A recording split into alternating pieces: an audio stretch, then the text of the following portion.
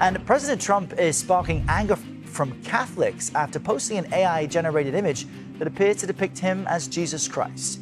He told our Weijia Zhang he thought the image depicted him as a doctor. He's also refusing to walk back comments attacking Pope Leo over the pontiff's opposition to the war in Iran. You cannot have a nuclear Iran. Pope Leo would not be happy with the end result. You have hundreds of millions of people dead, and it's not going to happen. So I can't. I think he's very weak on crime. CBS News senior White House correspondent Weijia Zhang joins us now for more on this. Good morning, Weijia. So how else is President Trump reacting to the backlash over this controversial post?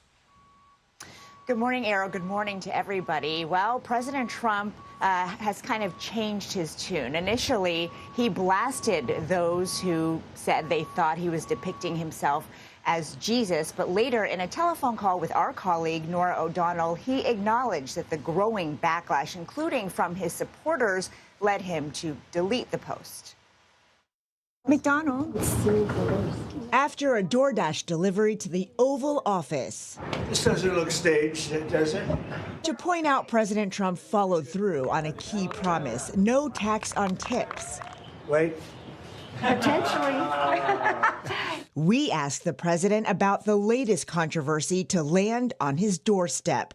This image he posted online, then deleted, appearing to show Trump as a Christ-like figure. He offered a different interpretation. I thought it was me as a doctor and had to do with Red Cross. But some of the president's supporters in the religious right saw it another way, calling the image outrageous blasphemy, while Vice President Vance said it was a joke. He took it down because he recognized that a lot of people weren't understanding his humor in that case. Just one day earlier, Trump took on the first American-born pope, calling him weak on crime and the threat from Iran. We don't like a pope that's going to say that it's okay to have a nuclear weapon. After that, one prominent American Catholic bishop, Robert Barron, called on the president to apologize. Will you apologize? No, I don't, because Pope Leo said things that are wrong. He was very much against what I'm doing with regard to Iran. Trump said the right people in Iran called again Monday, and they want to make a deal, quote, very badly. But he insisted his biggest red line remains. You marking it down? Iran will not have a nuclear weapon. We asked President Trump if a deal is not reached by the time the ceasefire is set to expire in 8 days, whether his previous threats are still in place. You may remember, Errol, that he threatened to take out an entire civilization. The president said he did not want to comment, but, quote, it won't be pleasant for them. Let me put it that way. Vice President Vance says that he already offered the best and final deal to the Iranians, and now the ball is in their court. Errol. All right, Weijia Zhang at the White House. Thank you, Weijia. CBS News Papal and Vatican contributor Monsignor Anthony Figueredo joins us now from Rome to talk about this dust-up with the Vatican. Good morning. Great to have you with us. First, I just want to get your reactions to the image that the president posted and his explanation that he thought it depicted him as a doctor, and why you think this clash may be different than times we've seen it before with President Trump. Well, Vice President Vance called it a joke. It's a very sick joke, and jokes sometimes have deep consequences. And certainly I am personally offended by someone who places an image of Jesus and depicts themselves as Jesus. I think of other religions, how they would react to such an image. It really is a sad day for the American presidency when we sink to such levels.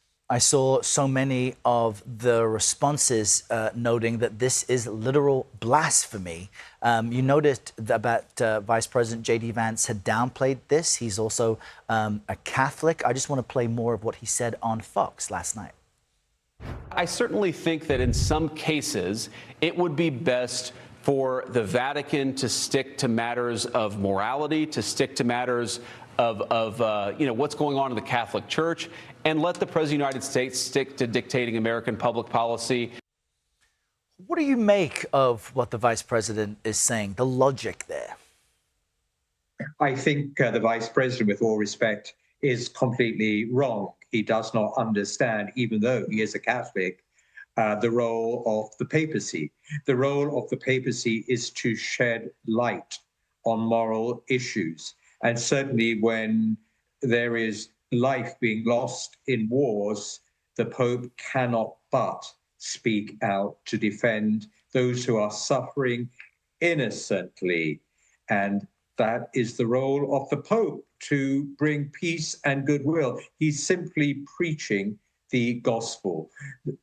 I regret to say that the church does have a voice on moral issues. It brings that light to moral issues, and it's not going to back down. We have President Trump, I'm afraid, has met his match in Pope Leo.